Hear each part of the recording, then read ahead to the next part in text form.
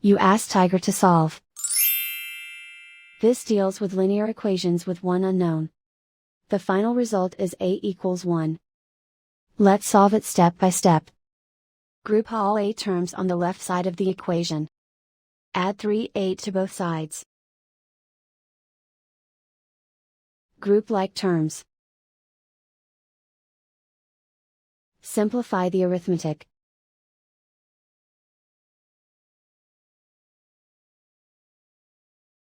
Group all constants on the right side of the equation. Add 5 to both sides. Simplify the arithmetic.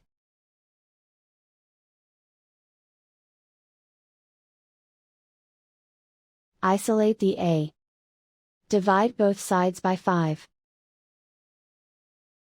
Simplify the fraction.